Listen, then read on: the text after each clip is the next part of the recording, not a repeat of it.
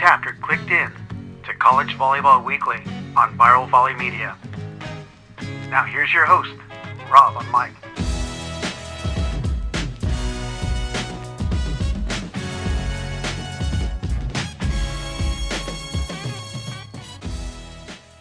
Hey, good day, everyone. Welcome back to College Volleyball Weekly, Men's Top 20. We are in week 13 and phenomenal play, even though it's been spring break and some teams are idle this week. We're going to go reverse order. Jay Hosick of George Mason, Brad Rothschild of UC San Diego, Theo Edwards of San Fernando State University, otherwise known as CSUN, and Dan Friend of the Cool Pilot Guys of Lewis.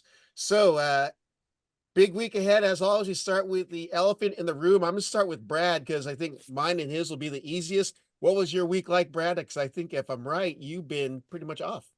Yeah, we've had finals here, so we've been off, which has basically looked like some small group work and some individual work for guys who knock out their finals early on in the week. And then most guys, we actually had a few guys who still had finals on Saturday morning. So finals are done now, and we have the week off of school with spring break, which allows us to have plenty of time to train and watch the video and get better and get ready for practice and weights today. And that was the same for Irvine this week as they were off. So let's jump over to the big two-time winner of the week, Dan Friend and his Lewis Flyers.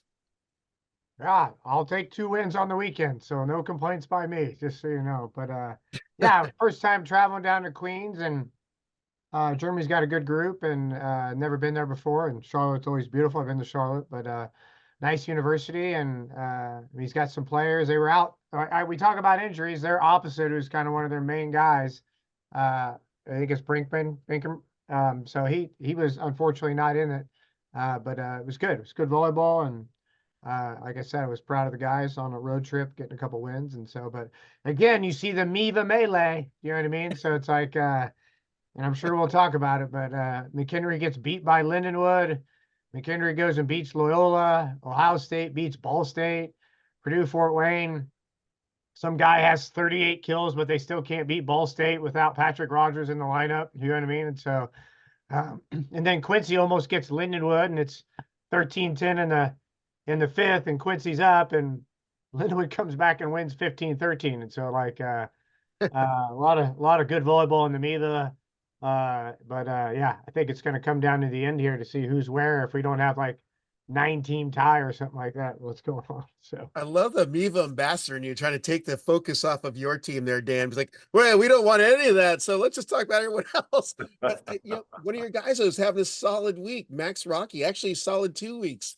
He 23 kills. I believe that was night 1, but he's been performing really well for you guys. Yeah, he's been really good. He's been certainly putting up some great numbers this year. He's, hitting his best kills, hitting percentage, digs, everything. So he certainly is an anchor for us, and he had a good weekend for us, and certainly anchored the offense and our passing. He does a bunch of different things for us, which is really good. And so yeah, he was pretty good. We had a new guy in the lineup, Wes Middle. I think he hit like 600 or so the second night, and so throwing our new middle in there to get some things done. So that was great to see by him in terms of that. And so it was good. Dan always looking for the future. Let's jump over to George Mason and Jay Hosick, who brought in the Pioneers of Tusculum. We also went 2-0, Rob, just in case you're curious. I was watching them. I was actually watching them on my drive, safely, of course. Yeah, Tusculum is the last weekend we have this year of non-conference matches. We have one more match next Friday against Sacred Heart, and then obviously we have Princeton starting back up in the EIVA. But we're still dealing with the injury bug. We still have a bunch of guys that are kind of getting back into the swing of things, and this weekend was an opportunity to get some new guys some playing time and see what they could do in the heat of battle. And it was a good weekend for us. 3-0 sweeps on both nights. And Tusculum is one of those programs that's relatively new. They're trying to find their way and figure out how they're going to go moving forward. Their head coach Brian Buckius is doing the best he can with what he's got, and they're a good looking group of guys. They're just little experience at the higher levels, but I was proud of my guys. A couple of good wins, and this week's going to be pretty important. The other match of note in the EIVA, Princeton beat NJIT in 4, the Battle Sopranos. That was a good win for Sam and his group.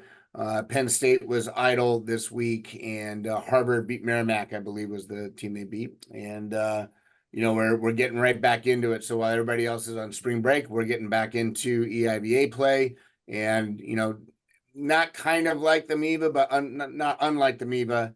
There's a few teams that are still in the hunt to host and still able to get a top seed, and the next few weeks are going to really decide a few things. We got Harvard twice, who's above us in the rankings at second, and Penn State obviously at number 1, but we play them twice, and we control our own destiny, which is where we want to be, and we're happy about having the opportunity to get after it again against some good teams. So that's it for us in the EIVA.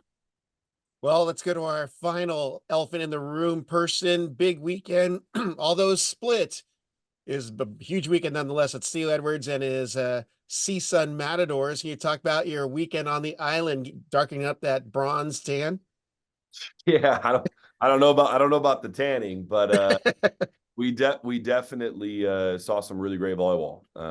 And Hawaii on the first night played incredibly well. I think they hit 388 on night 1, and Guillermo Voss was absolutely electric. And for those who have played in Hawaii, I know Dan was there earlier this year, and that crowd is absolutely fantastic. They love volleyball so much. We had a conversation about there was a gentleman who was sitting behind our bench starting, who every time we missed a serve in the net, he would yell, "How high is the net?" And the whole group around him would say, "Too high." And it was like this like ongoing theme. And at some point, him and I catch eyes, and he goes, "Oh yeah, coach, I'll be here all night."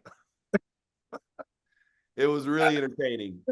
But that same guy at the end of night 1 comes over to the bench and says hello to our guys, and says how much he appreciates them and how hard we work, and just they have a love for the game. Like, the heckling is at full strength, but a love for the game nonetheless. But anyways, Luis for Hawaii had a fantastic weekend. He's from France, and one heck of an athlete, one heck of a volleyball player. And I think he has a really, really bright future ahead of him. Night 2 was a little bit different, though. It's always fun, the back-to-backs in the Big West. You get to see the adjustments. You get to see some things change, and especially in a setup like this, where we were kind of in the same place twice. The first night, the crowd played a huge role, and I think definitely spooked us a little bit, especially our younger players. Jalen Phillips was really off his game. I think he hit negative on night 1, turned around, hit 355 on night 2.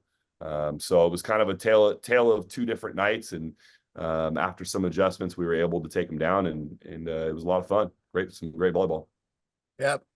Funny enough, on my website, I got a form submission from a Hawaii fan. Maybe it's the guy who's heckling you. He said, "Tell Theo Edwards" was the subject line. "That CSUN played a flawless match on Saturday. I was there, probably heckling you. They could have beaten anyone in the country, UCLA, Long Beach State, Irvine, etc. And characteristically served really well, passed nails to negate UH's tough serves." But this is what I love. Constable distributed sets to multiple hitters, unlike Friday night when nearly everything went through Hobus.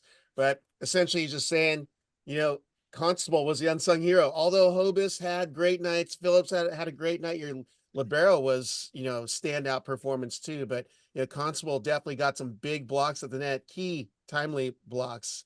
At least I felt when I was watching. So he was unbelievable. And it was probably the most balanced game that he's set, quite frankly, in his career. But he was absolutely a game changer. So I think that fan is spot on.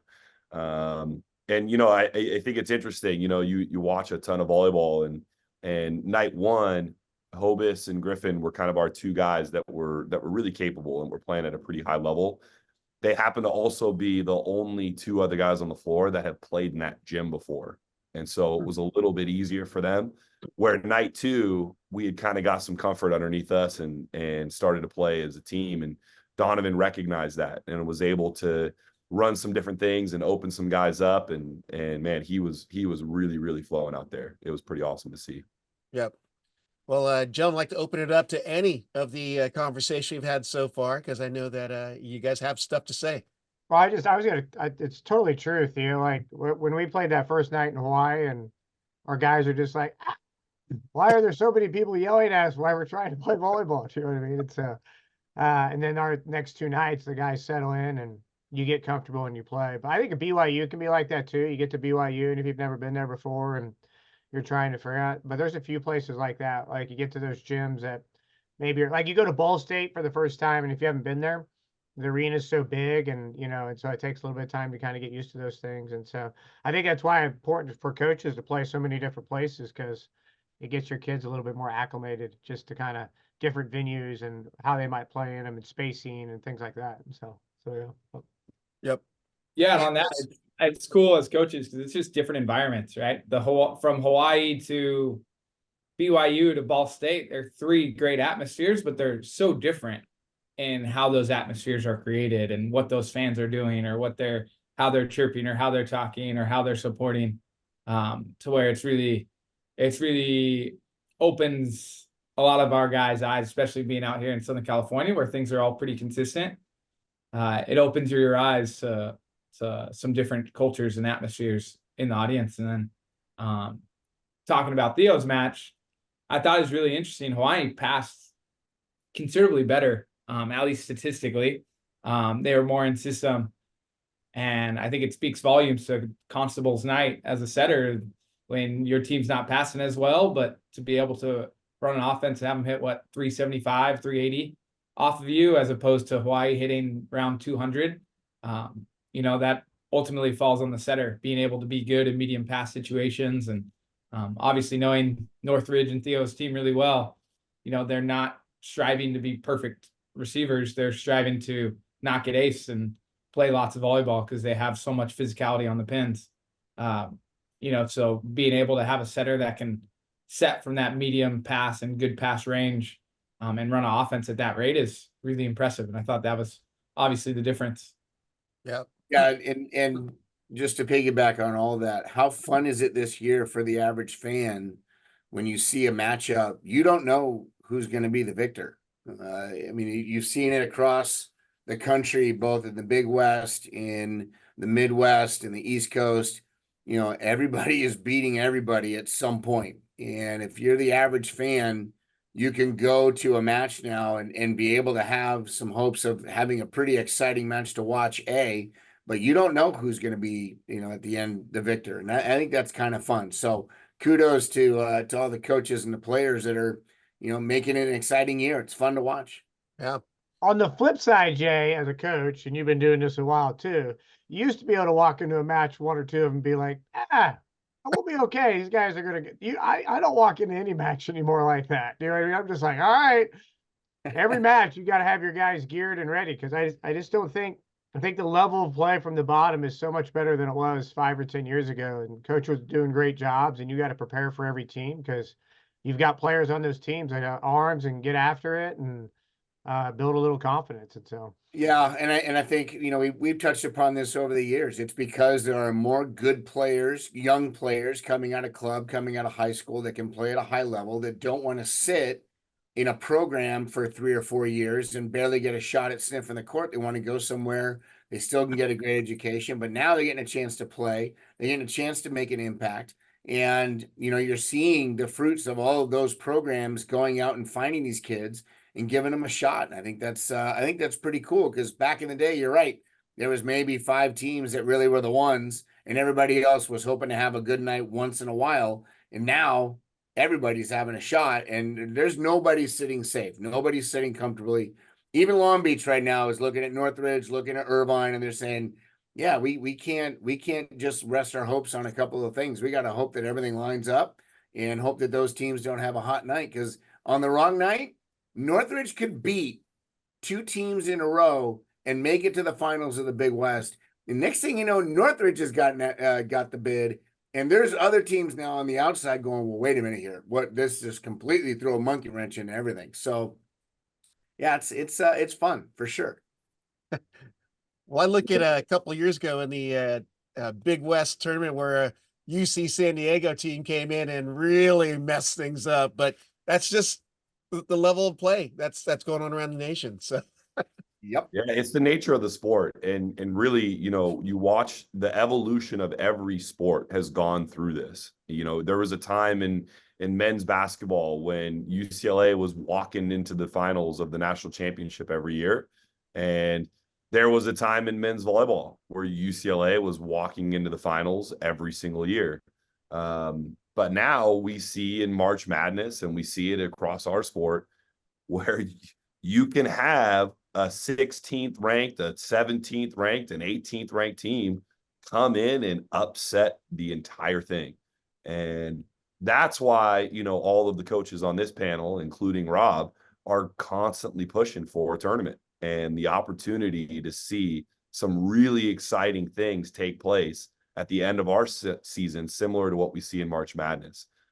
Because the joy of what that tournament brings, March Madness in itself, it captures fans for college basketball every year. And if you can get that in our sport, you capture more and more fans and more interest and more sponsorships for men's volleyball. yeah. Anything else, gentlemen? We've got our topics that I think Dan's actually touched on one of them. We're starting on the March 20th, Lindenwood upset of number 18 McKendree. Thoughts on that matchup? I was like, whoa, what happened there? After we were talking, I'm not whoa what happened at all, because I was on the wrong side of AJ going off on us. Do you know what I mean? I mean, I think Lindenwood has these tools that they're not a team. They got hot. If they got hot in the tournament and they end up being whatever seed they are, you're not sure you want to face them right away, because they're capable of serving and attacking a high rate. Connor Sheehan runs a really nice offense. If you go look at the stats, I think he's probably leading the conference, if not second, in assists per game.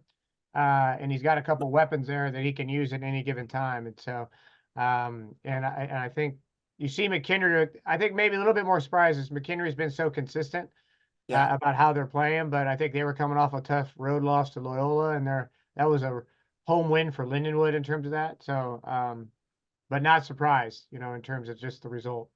Yeah, that match is interesting because both teams hit under 200. Like from a hitting efficiency perspective, it wasn't the cleanest match. Lots of errors, lots of blocks. And really AJ Lewis, although he got 40-something swings, 30-something swings, he wasn't super productive. It was Wetter, I'm probably butchering that, who got a ton of their swings and had a lot of production from the end line and offensively to kind of make that difference. And he was really, at least from the Lindenwood perspective, the most efficient attacker and the most consistent attacker. Yeah, it's a 3-set sweep, but that second set, 32-30, you know, that team was grinding out. That was the backbreaker for McKendree after losing the extended set. But, you know, looking at the productivity, you know, they only had, I say only 15 kills, but, you know, these guys were performing at a higher clip, getting more kills than that through the season. That's AJ Lewis, who Dan referenced, that Connor Sheehan has been on the radar as running that offense pretty well for Lindenwood. So anything else on that first, we'll call it the shocking result upset or the eye-catching upset? So if not, we're going to go to our next one, which is the number 10, Ohio State, taking out MIVA leading number 12, Ball State 3-1. Who wants to chime in first on that one? Well, Pasteur wasn't playing and they still did that. I think that's the line for me that rings true. You know, they're Ohio State, Shane Wetzel, you know, kid had a match, had 15 kills and hit 455. It's pretty good. But again, it's not dominating teams walking over everybody. It's everybody at any given night can you know, spark a little magic. And these guys, you know, Ohio State may be a well-recognized team, and they've had some losses this year that maybe some people have said, well, that's not traditionally what happens. But, you know, Ball State was leading the charge right now. And all of a sudden, Ohio State comes in, sweeps them in 3. That's, you know, to me, I think without Pasteur, what do they do with Pasteur? Can you sweep them in less than 3? No, but can you hit at a higher clip? Maybe. I mean, it'll be interesting to see what Ohio State does down the line with both Michael Wright and Pasteur back in the lineup together. Yeah. I think it's like, Ohio State played well, so they get the win. You got Shane Wetzel, I think, super talented, but if you look at his numbers for the season, he's kind of had an up and down year. It's kind of like AJ Lewis. Like, he's gone in some games and been really good, and the other games not as good. And so you see two guys who are certainly all conference guys that maybe aren't as consistent when you look at across the board. And I think that impacts their team sometimes when you always have a guy or two you lean on and talk about Hobus at Northridge. Like, if Hobus has an off night, who's picking up the slack for him? Or for us, like Max, if he has an off night, or Jay's got Omar if he's got an off night. And those are tough shoes to fill sometimes. I think we're seeing it with Hawaii and Spiros. You know what I mean? They missed the main production guy. And so I think Wetzel is even a little bit better. They had Wetzel and Pasteur. When those two guys are both on, I mean, Ohio State is certainly one of the best teams in the country. Do you know what I mean? In terms of that, those two guys are pretty dominant. And I think you look at Ball State, between the combination of T and Patrick Rogers, those two guys, if they're both on, Ball State is a handful. But Rogers rolled his ankle now, so that impacts them. And they've got a lot of young pieces, but super talented. I think the impressive thing with Ball State for me is how many young pieces they have, and they're winning league. I mean, they got a young setter, they got a freshman setter, a freshman opposite. Wow. They got a new libero. They've had some injuries in the middle. Buckholz is back in, and now they've got another middle that's been playing at some, that was a freshman, Will, and Patrick Rogers was a transfer. So you look at that team and what they've been able to do so far in league play has been pretty impressive. Yeah. Yeah. The thing I thought was impressive. What's that? Oh, I said, go ahead, Brad or Theo. What I thought was so impressive was the way they won that match. I thought the setter, Noah Platfoot, was fantastic. Did some really, really nice things. And, to beat a team 25-18, 25-16, 25-18 is really, really tough to do. And especially a team like that. I thought the service pressure was fantastic. And if we remember from last year, I think Shane Wetzel was very similar in the sense that he wasn't all that great early in the year. And then towards the back half, he really picked it up and played some really, really impressive volleyball. So it looks like he's on track to do that again. And yeah, Ohio State is looks like they're humming and doing some really nice things this week. Yep. Brad, any final thoughts? No, I just think Ohio State's in a spot where it's like, all right, we're trying to get Pasteur healthy / whatever those outsides, whether it's Tooney or Putnam or Hurley, just getting those outside some reps and opportunities to play and compete while still getting Pasteur healthy and prepared for the MIVA tournament. Yeah. Or next match of the week, or pair of matches, Malibu Mayhem, number 7 BYU at number 8 Pepperdine. 2 5-set frenzies, both tipping the BYU way. But I want to get your guys' thoughts because that's a tight, middle of the pack battle in the MPSF right now. So who wants to jump in? I think for me, I got to watch night one, the last 2 sets, I think, something like that. And both nights ended up going 5, and it was quite the swings. Whether it was the BYU serving sub a little, went on a pretty massive run one of the sets. He earned a point in the 5th set as well.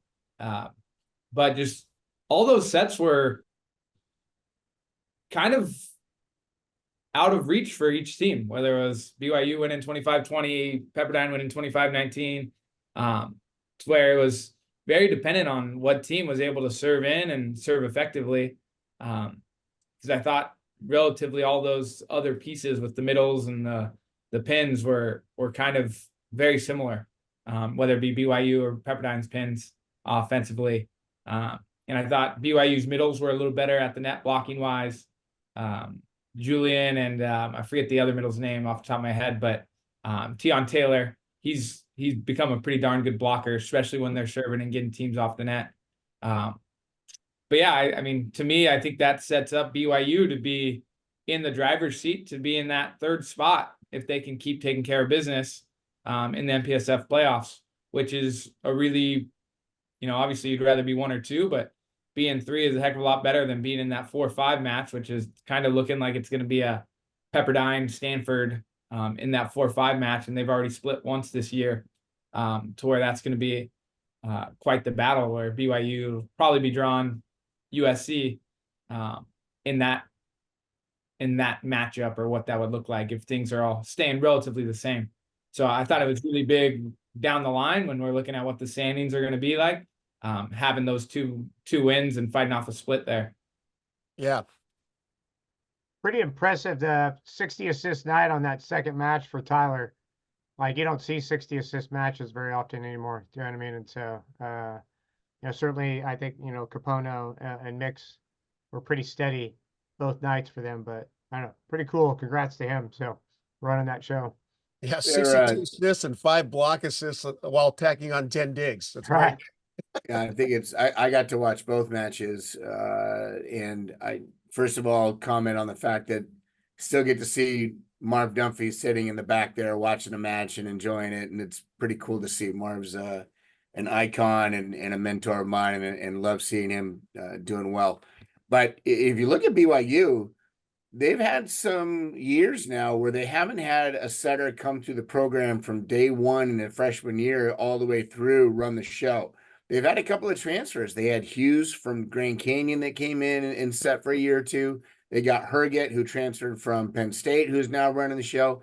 And I wonder how much of that is, maybe lack of development in terms of the kids maybe not panning out the way that they thought they were, or these kids are just coming in going, hey, I'm ready to go right now, and they're hitting the ground running at a high level. And obviously I think that's the case, but it's pretty cool to see that, the kids that weren't getting a shot maybe somewhere else, or maybe weren't in a program that they felt they were getting, the reps that they needed. Now all of a sudden they're stepping up and playing pretty well. Herget's did a nice job. He's running a good offense. Yep. It seemed to me, so I watched both these matches as well, and it seemed to me that that in both matches there were points in each set where one team or the other gave up like a 4 or 5 point run, and it ended up being the difference in each one of those sets. And Brad commented on it that like all of the sets, for the most part, almost seemed unreachable for one team or another, because at the very end there was a little bit of a gap lead. And it all stemmed from a run. And, men's volleyball is so unique in the sense that the side out percentages traditionally are pretty high.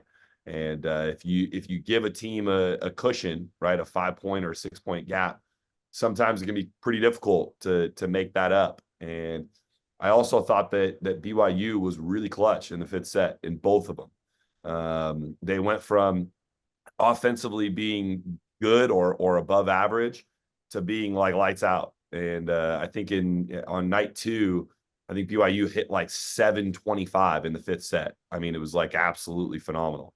Where Pepperdine kind of stayed the same, the way that they had been all match. And so I thought BYU was pretty clutch down the stretch, and that ended up being the difference.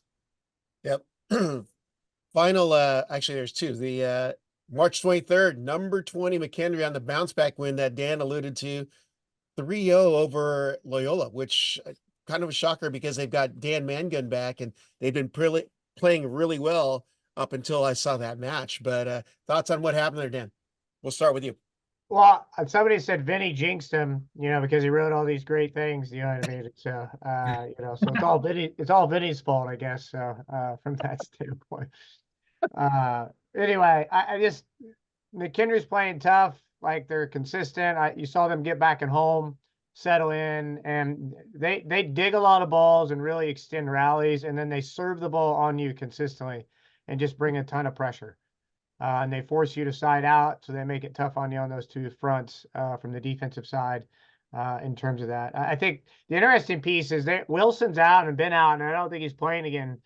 He was one of their main outsides in the beginning part of the year, and so and then even Nathan Flattery had to step in and set in game 3 because Tyler Polson rolled his ankle. And so they're doing some of these things, with some moving pieces as well. But the guy that I want to talk about is Shuley.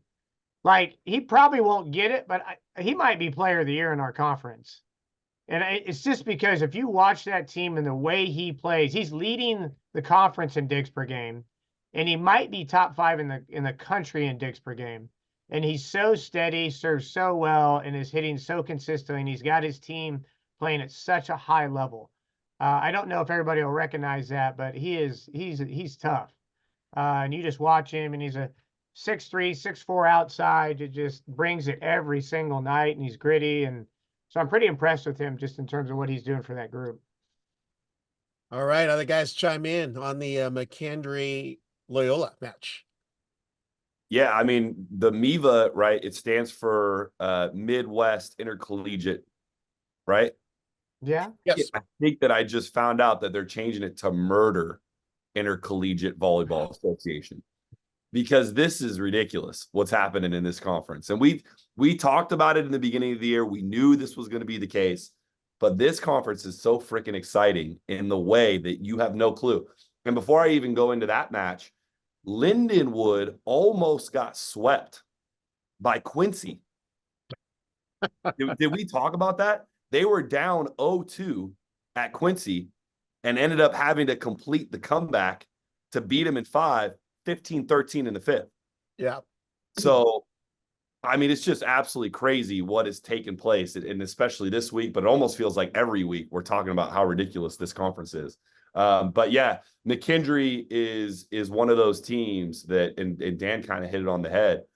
They are so gritty and they work so damn hard. And Nikki does such a tremendous job at getting athletes who maybe they fly underneath the radar a little bit, but they, heart and soul, are guys that want to compete and want to play incredibly hard for her, want to play incredibly hard for that team.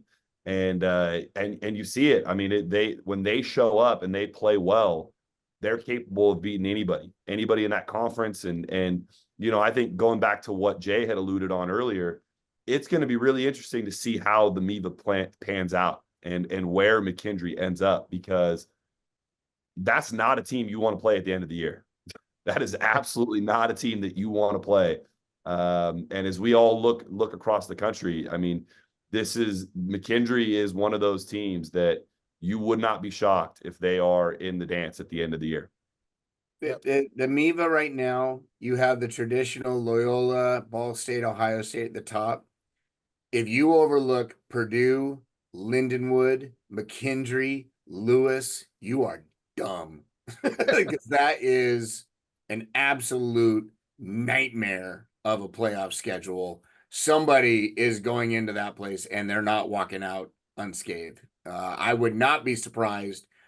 I would not be surprised if you see a team that nobody expected to win the MIVA, a team that nobody expected to win the Big West, potentially a team to beat UCLA in the MPSF finals, and you might see something happen out east that nobody's preparing for. There are good teams in all conferences, and nobody is safe. It's going to be a fun year, and in a few weeks, we might have some really fun conversations. Well, Dan already predicted McKendree winning the MIVA last week, so he's already on. But yeah, I just think it's so interesting. You know, last week McKendree and Loyola play, and Loyola sweeps them. This past week they play, and McKendree sweeps them. And I think, you know, the difference, Parker Van Buren gets held to much more reasonable numbers in that second match they had, and that's a big difference. And similar to what you guys were talking about with Wetzel, if Parker Van Buren's not killing the ball the way he normally does, or serving or blocking the way he normally does, it's really tough for Loyola to figure out how to win around that. You know, they've proven they could still do it, but it makes it a lot harder. And that's when teams can really jump on you and pounce on you and catch you off guard. But yeah, I think McKendree's definitely going to be, as they get healthier and healthier, they're going to continue having more and more of these results. Yep. Well, that, you know, with that, it's like it was a final topic in this segment we're in, but I'm gonna have a transition into our conference standings, because I don't want to avoid talking about GCU and the Lopes, former #1, but they lead the MPSF. They come off a week defeating CUI twice. Sorry, Jay, alma mater. But you know, they're 8-0 in the MPSF, and there's probably 2 or 3 weeks of conference play remaining, depending on which conference you're in. But GCU can't ignore them. So I want to get your thoughts on how they're performing after that weekend in Hawaii. I believe that was the previous matches they've had in that at the Outrigger, but go ahead and chime on in. They're dangerous. They're really dangerous. And I know they went out to Hawaii and maybe didn't get the results they want, but it wasn't like the teams they played were bad. And it wasn't like the other teams were not unscathed. Grand Canyon, sometimes a loss is a good loss. It didn't hurt them in the MPSF standings. They learned a little bit about themselves. I guarantee you they're retooling and fine-tuning some little small things here and there. But April 4th and 5th, or 5th and 6th, when they go out to UCLA, that's the match to watch, both matches, because that is going to be an absolute battle of behemoths. And, you know, Grand Canyon, I suspect, will split that weekend. That's my guess. Ooh. And I think the big piece with them, MPSF, so Grand Canyon's 8-0. They have 4 more conference matches. And they have the tiebreaker with BYU. So they're clinched the 1 or the 2 in that conference, which is huge. Because 1, I believe you get hosted, or no, I think it's at USC. It's at USC. But 1, you get a bye. And then 2, you end up playing that 7 seed, which is looking like it's going to be Concordia.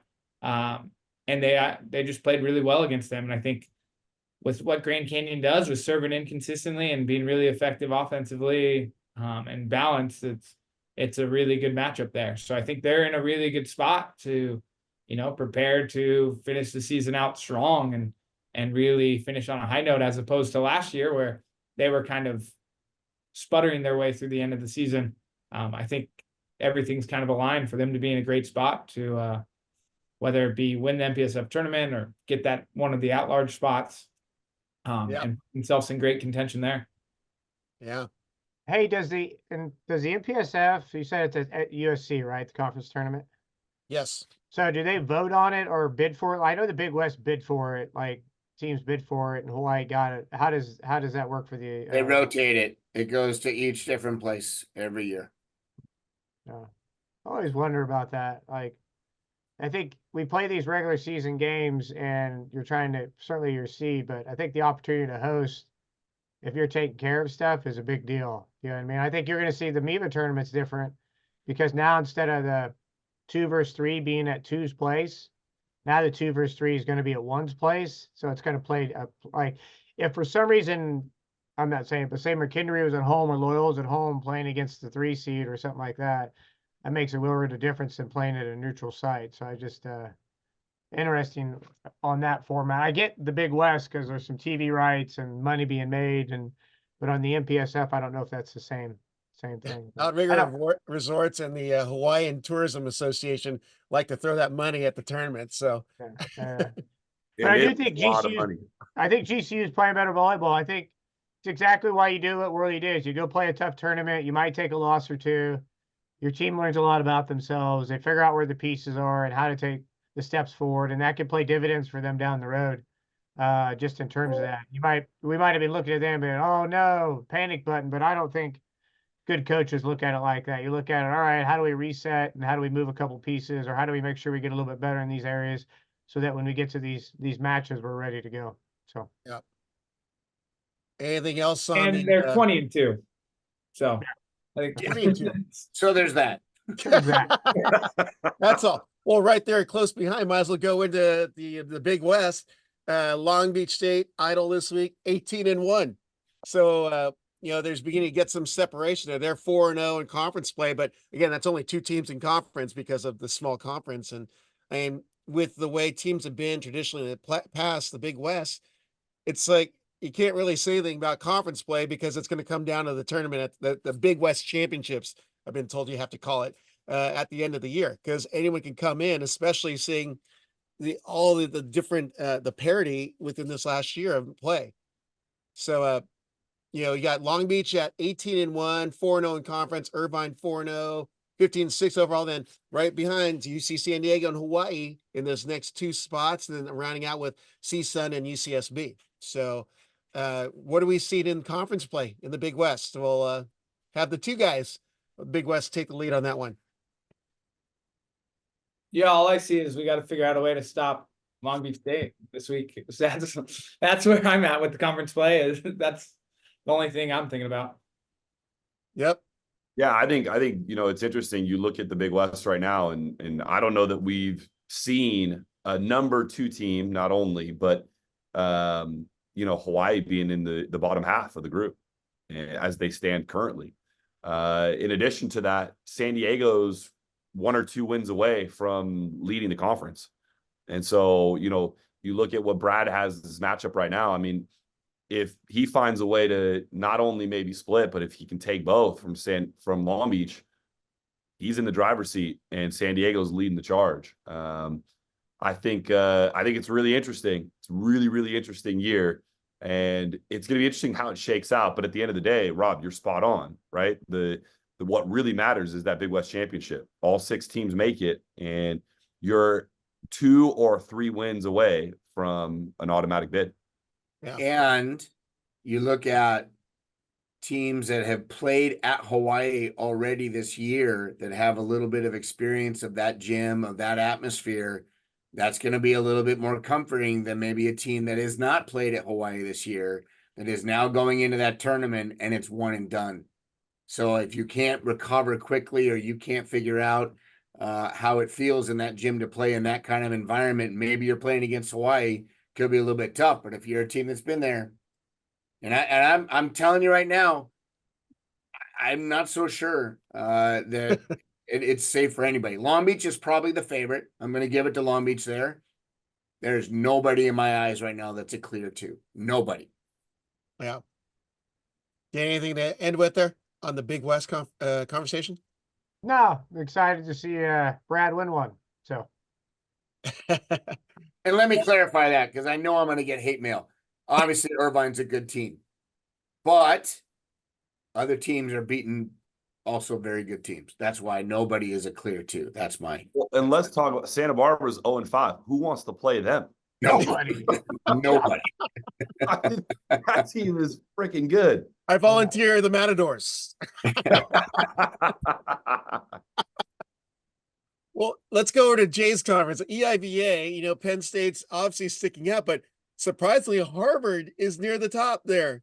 And Princeton on the bottom half, which, with Ben Harrington and Nero Oemene, I mean, that's a good team on the bottom half of the conference, sir.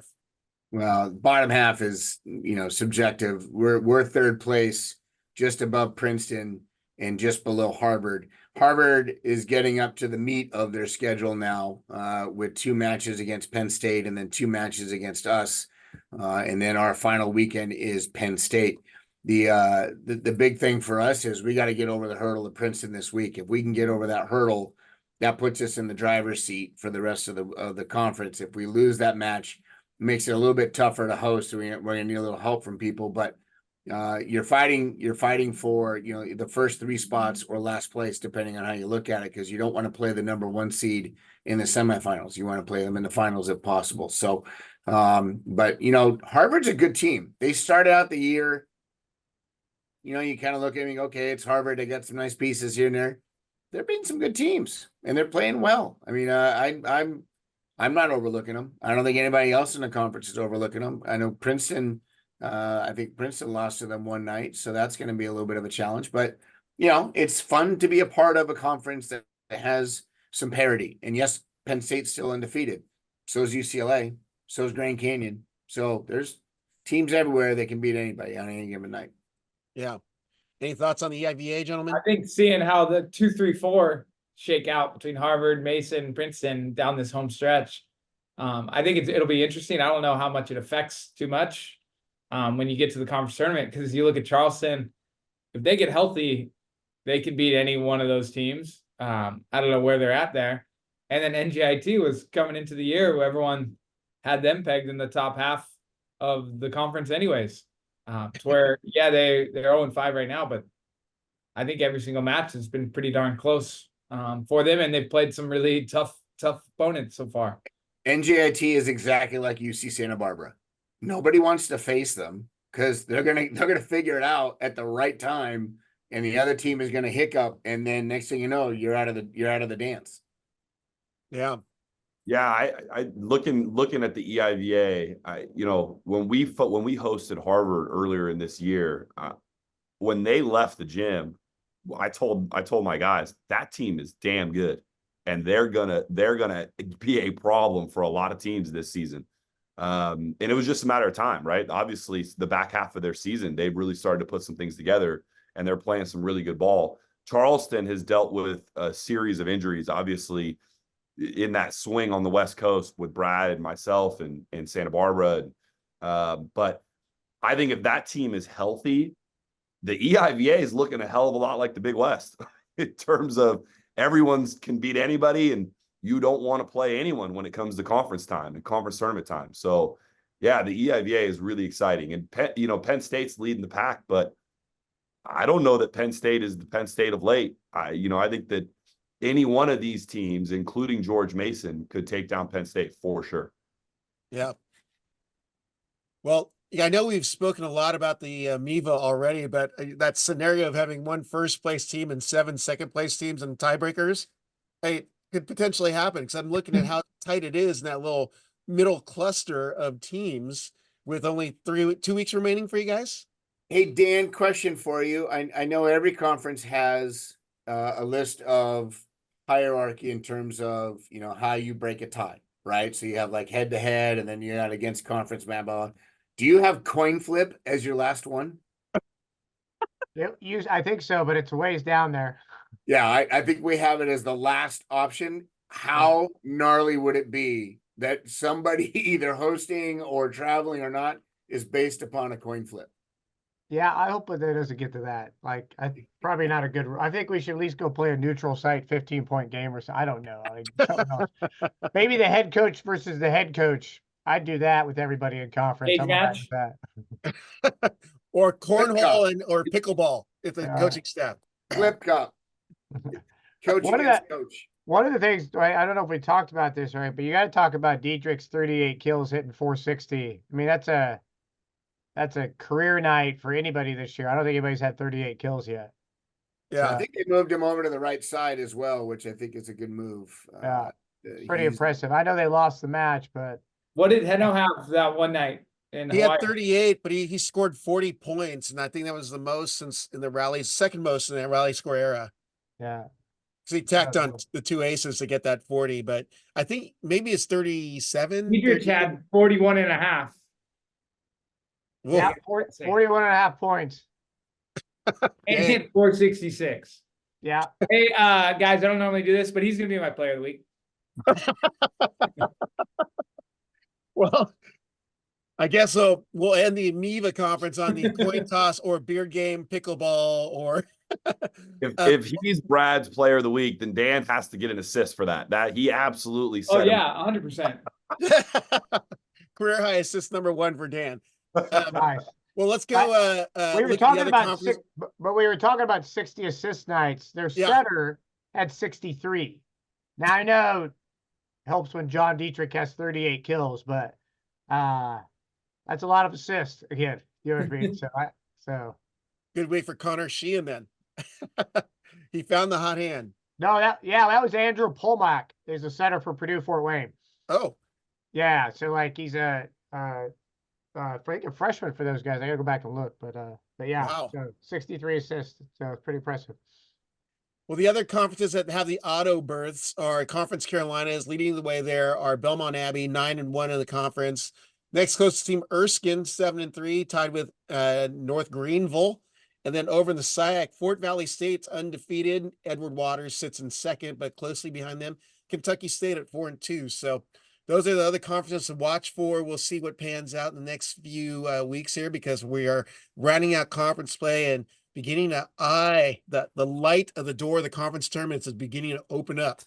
I'm going to mention it again. Somebody out there in volley world, make brackets for all of the conference to be our March Madness. I've even got it broken down for you. You could have the coastal bracket, which is the Big West. You could have the mountain bracket, which is the MPSF.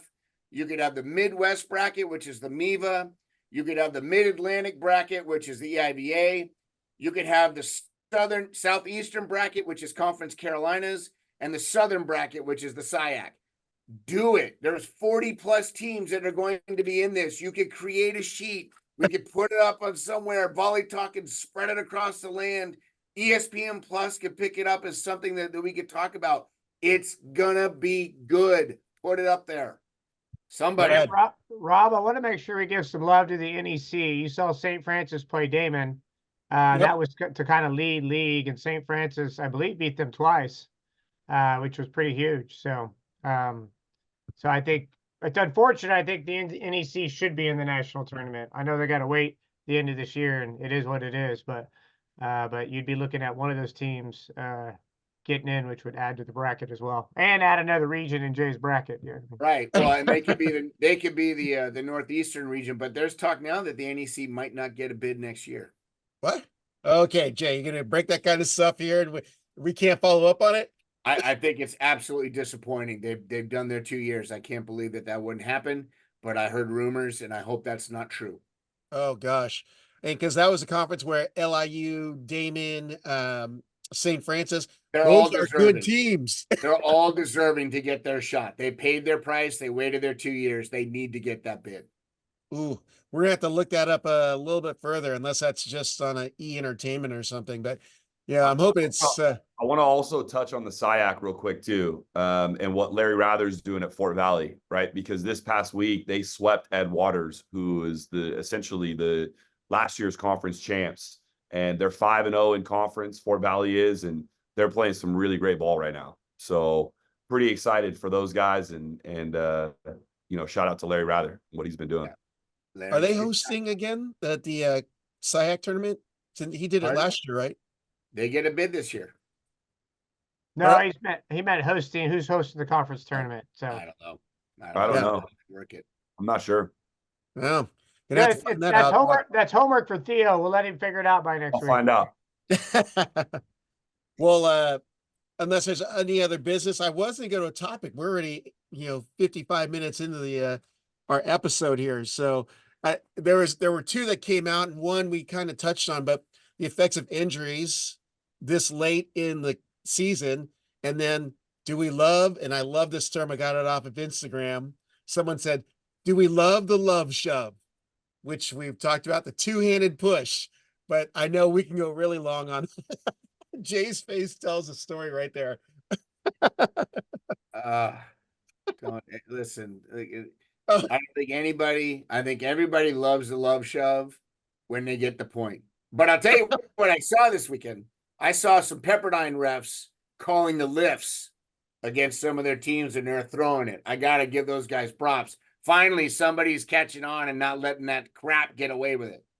Love it. Love it. Well, we'll have that as a topic for next week then, but I wanted to get your players of the week as always, and then get your what you're watching this upcoming weekend. Let's go with Dan first. All right. I'm going to pick Northridge's whole starting crew. Getting a win on night 2. I think that's pretty impressive. And I already have that graphic because I put them as my upset minded this week. Yeah. So I think, getting there, learning that environment and taking down Hawaii at their place, I think that's pretty impressive by that group. So they're my pick. Did you get a Gatorade bath? I couldn't. There's your social showed, someone stalking your locker room, and it was not a Gatorade bath. We go into the locker room, and I actually thought my team wasn't in there because it was so quiet. Like, I had finished up the interview with Spectrum Sports, and we go to walk in there, and I thought someone had died. I get around the corner, my whole team is like dead silent. Walk in, I'm like, hey, what the hell happened? And they had their regular water bottles that they like burst into like a celebration, and were squirting each other and coaching staff. It was a good time. Yeah. A similar thing like that happened to me at Irvine earlier this year. It was the highest ranked team that we had beaten. Thanks, Jake. How long? Appreciate it. And I walked into the locker room, and my guys were sitting there kind of somber. And I'm like, did somebody die? Like, somebody fart? What happened?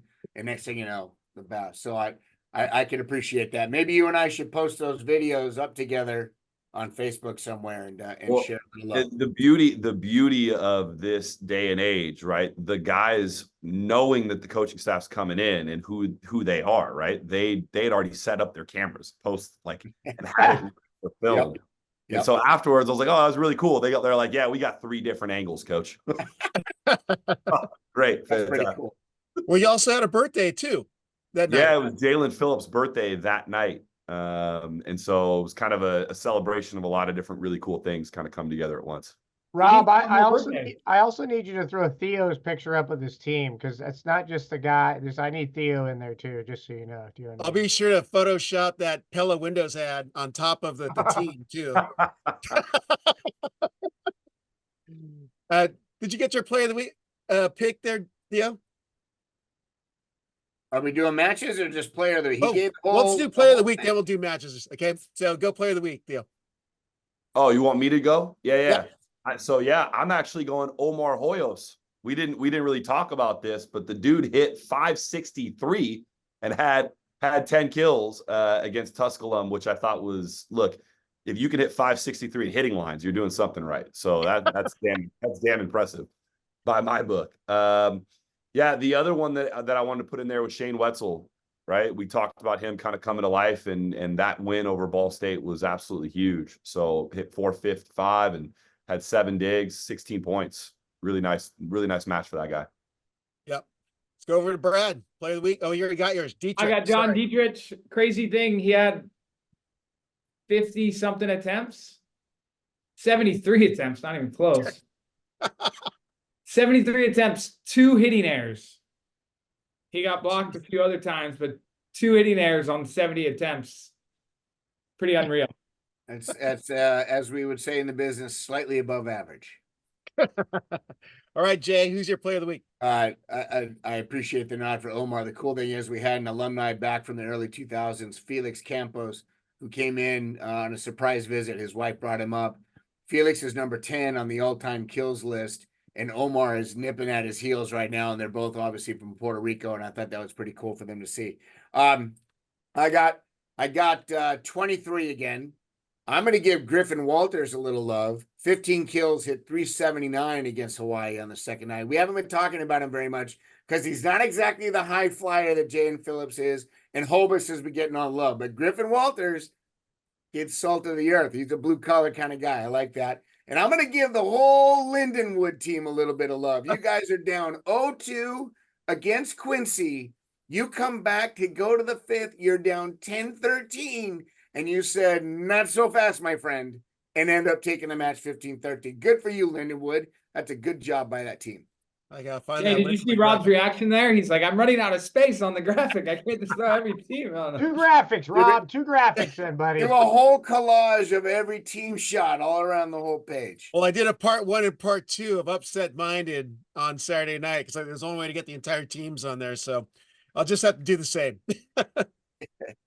That brings us to our matches of the, what are you watching? What you watching in week 13?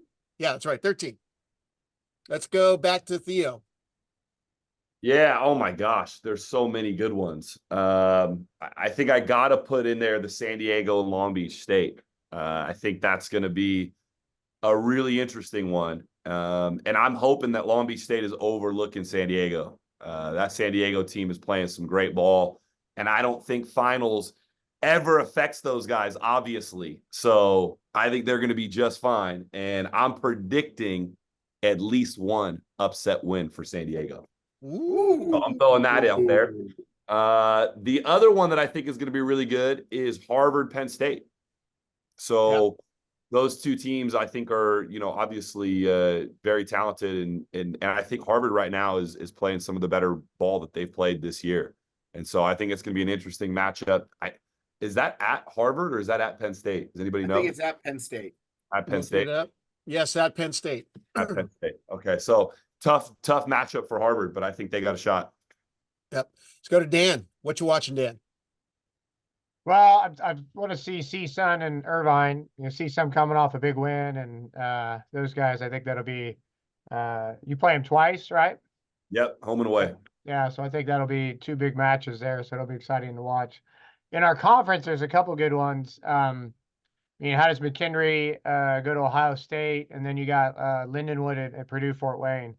So I think those will be big. And then I think the one for me outside of that is it's kind of seeing Damon and how they respond. They play Long Island, so it's another NEC matchup, and how's that match go? And certainly 2 talented squads. So yeah, okay. Go over to Brad. I agree. Ohio State McKendree will be interesting, and then Dan, Ball State versus the Cool Pilot guys will be a great one. Damon, Long Island, I had tagged. Interesting will be Stanford UCLA. Seeing if Rotman can help lead Stanford in there, and I think Stanford's been off for 2 weeks or so. So hopefully they're healthy and they're ready to get after it. And then I think second place in the SIAC, Kentucky State versus Edward Waters. We mentioned Fort Valley State earlier. I think between Kentucky State or Edward Waters, that's one of those teams is going to have to try to take down the Fighting Larry Rathers, and it's going to be tough. But that'll be a match to set up second place in that conference. Yeah. And then we'll close out with Jay. We got Princeton coming up Saturday, so I'm absolutely going to be watching that. There are so many great matches. All these guys touched upon them all. I just want to give a shout out. Penn State lost a great icon to their volleyball program, Coach Tom Tate.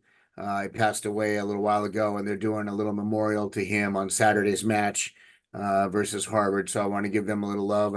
Coach Tate was a good friend of mine, and obviously I got to work side by side with him for a number of years. He is a fantastic human. So sad to see him go. But here's what I'm really going to be watching: Santa Barbara, Hawaii. Santa Barbara is one of those teams that they have some moments where they can be really, really good.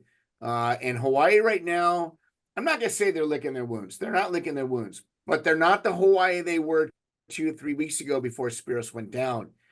Is Hawaii all of a sudden becoming mortal and now all of a sudden susceptible to just about anyone that can come in? And I don't mean that CSUN is just anyone. I'm just saying now people know they can be beaten. And so now all of a sudden there's this little bit of hesitation, a little bit of second guessing.